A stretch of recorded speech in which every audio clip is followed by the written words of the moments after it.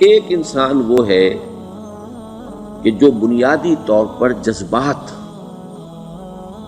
جذبات سے فیصلہ کرتا ہے.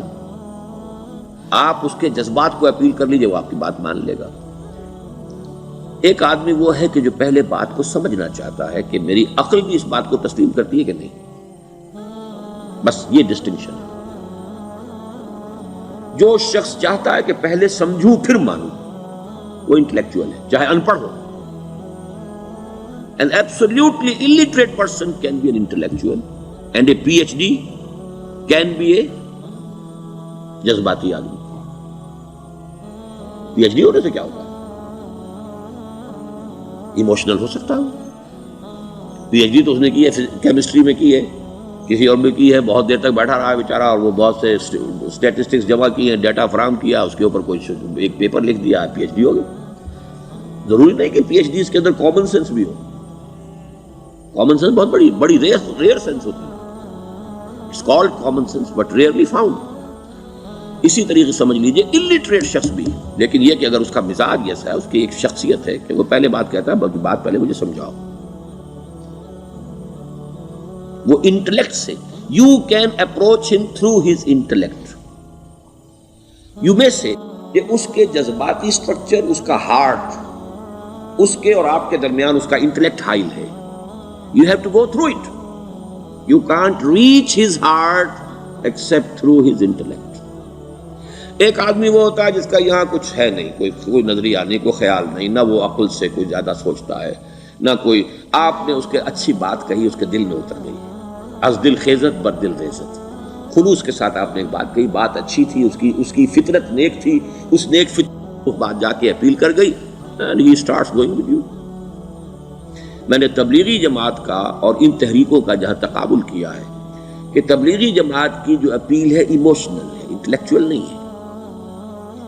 وہ ایموشنلی اپروچ کرتے ہیں، اور جو ایموشنل پیپل ہیں وہ فوراً ریسپونڈ کرتے ہیں، پھر انہیں وہاں سے وہ اچک لیتے ہیں. نکلو اب اس ماحول سے، 3 دن کے لیے آؤ، 40 دن کے لیے آؤ، 4 مہینے کے لیے آؤ، جو بھی آؤ، 3 چلے لگاؤ، تاکہ ایک نئے ماحول میں لا کر ان کی جو ہے وہ ایک خاص قسم کی وہ ذہنی اور ان کی ایک مزاج کی ساخت بنا دی جائے. تو یہ ان کا طریقہ بہت صحیح ہے. It's very perfect. ان کی میتھڈالوجی میں کوئی لوپ ہول نہیں ہے، یہ میں آپ کو بتا دیتا ہوں. اس لیے کہ آج اس کے شخص کے دل میں ایک اچھا جذبہ ابھرا ہے، اور وہ کل ہو سکتا ہے نہ رہے. یو کیش، ابھی کیش لو، ان سے نقد لو، نکالو بھائی، وقت نکالو، نقد. اور ان کا بڑا پیارا جملہ ہے، گھر گئے تو گر گئے.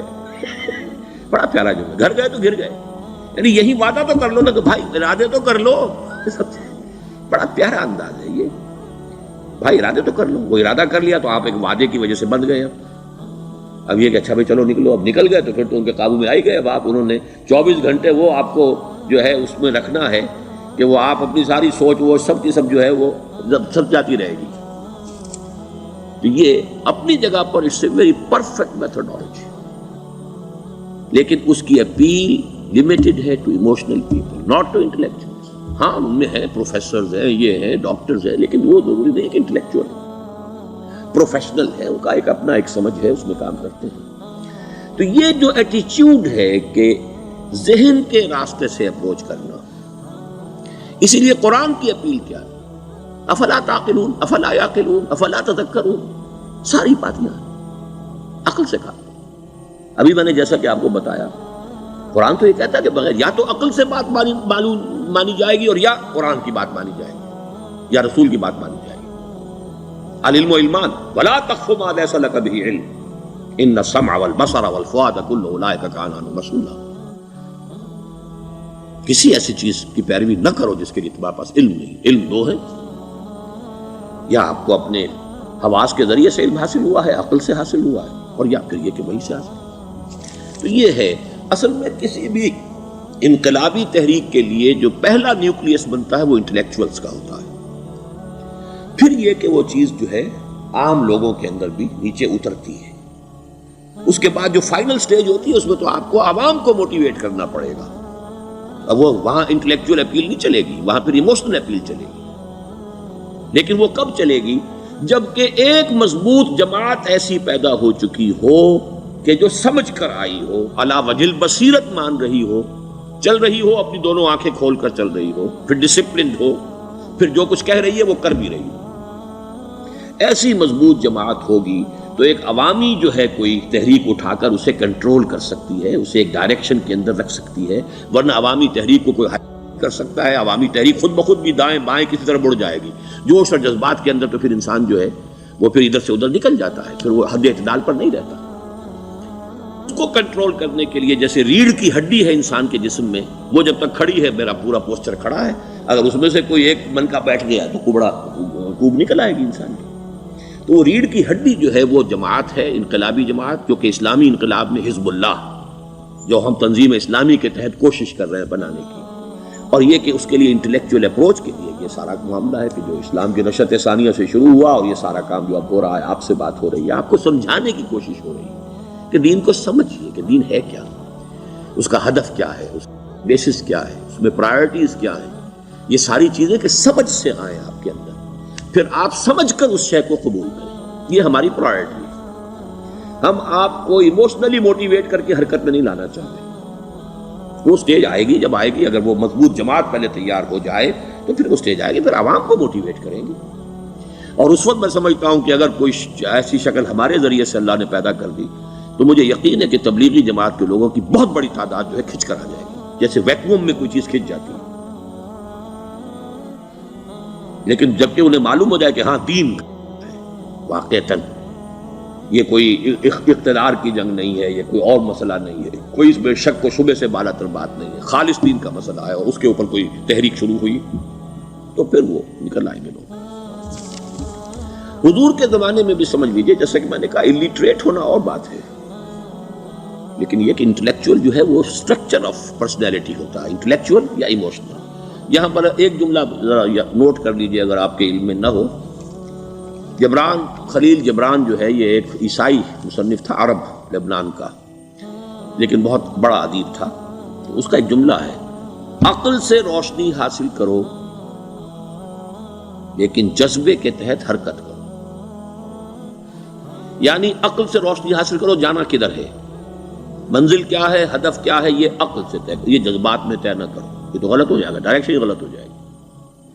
لیکن جب طے کر لیا، عقل سے پہچان لیا، دس از دی آئیڈیل، دس از دی گول، یہ میرا مقصود ہے، اب عقل کو ذرا ایک طرف رکھ دو۔ اگر عقل کو رکھے رکھا یہ چلنے ہی نہیں دے گی، یہ کہے گی کہ ذرا سوچو تو صحیح، بیوی بچے ہیں، یہ ہے، گھر بار ہے، یہ عقل تو پھر یہ سکھائے گی۔ عقل کے معنی باندھنے کے ہیں، معلوم ہے آپ، عقل کے معنی باندھنا۔